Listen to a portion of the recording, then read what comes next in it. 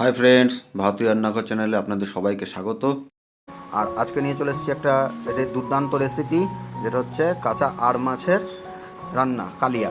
তো কাঁচা আর মাছের কালিয়া আমি কিভাবে করি সম্পূর্ণটা আপনাদের সামনে তুলে ধরার চেষ্টা করব। তো ভিডিওটা আশা করব আপনারা স্কিপ না করে দেখবেন। তো চলুন আজকের ভিডিও শুরু করা যাক। তো আর মাছের কালিয়া যেটা বললাম আপনাদের আজকে করব, সেটা করার জন্য কিন্তু আমি এখানে আর মাছ নিয়ে নিয়েছি, টমেটো নিয়ে নিয়েছি, আর নিয়েছি কুচনো পেঁয়াজ। তো এখন এই মাছটা কিভাবে রান্না করি আর বাকি কী উপকরণ লাগে সব রান্নার সময় দেখাচ্ছি, তো দেখতে থাকুন। তো ফার্স্টে কড়াইয়ে তেল দিয়ে নেব। গ্যাসটাকে অন করে নিচ্ছি। তেলটা যখন গরম হবে তারপর থেকে আমাদের রান্না কিন্তু শুরু হবে। তো অপেক্ষা করুন বন্ধুরা, তেলটা গরম হচ্ছে, ফিরে আসছি আমরা। তো তেল গরম হয়ে গেছে বন্ধুরা, ফোড়নের জন্য দিয়ে দিচ্ছি তেজপাতা, শুকনো লঙ্কা আর গোটা জিরা।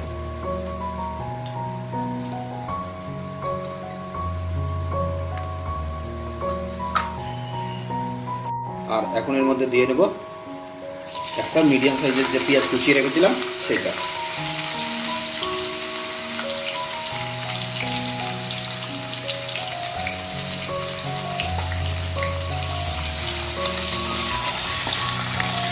এখন এর মধ্যে দিয়ে দেব আদা রসুনের পেস্ট।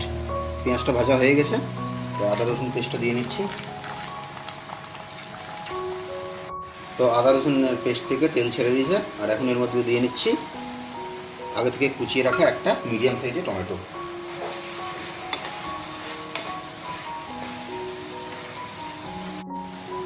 তো টমেটো কিন্তু একদম নরম হয়ে গেছে, আর এখন এর মধ্যে দিয়ে নেব আমরা ফার্স্টে হলুদ।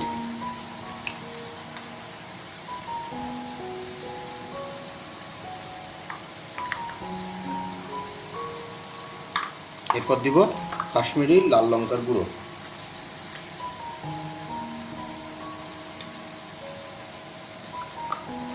তারপর দিয়ে নেব জিরের গুঁড়ো।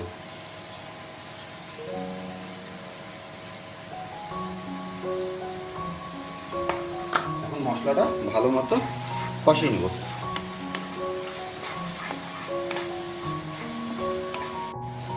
তো বন্ধুরা, মশলাটাকে কিন্তু একদম তেল ছেড়ে দিয়েছে, আর এখন এর মধ্যে কাঁচা মাছগুলো দিয়ে নেব।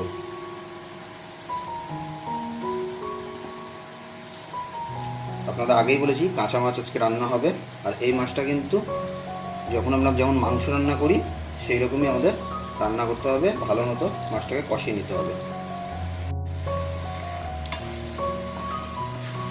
তো মশলাগুলো মাছের সাথে ভালো করে মিশিয়ে নিব, আর মিশিয়ে মাছটাকে কিন্তু ভালো মতো কষিয়ে নিব আমরা।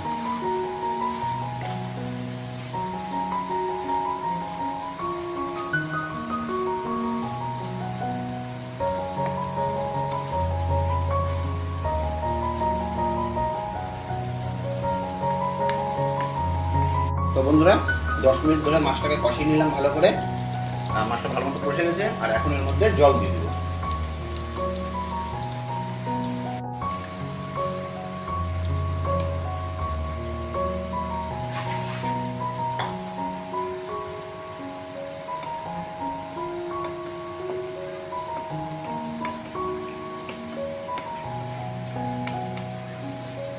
আর এখন এটা ঢেকে রাখবো।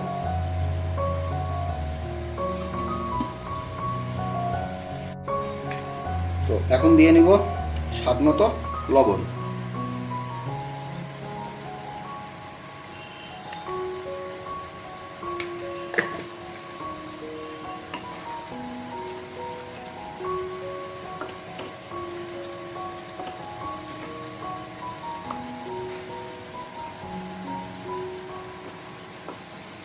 আর মোটামুটি আমাদের রান্না কিন্তু কমপ্লিট হয়ে গেছে বন্ধুরা। আর এখন এর মধ্যে দিয়ে নেব অল্প গুঁড়ো গরম মশলা।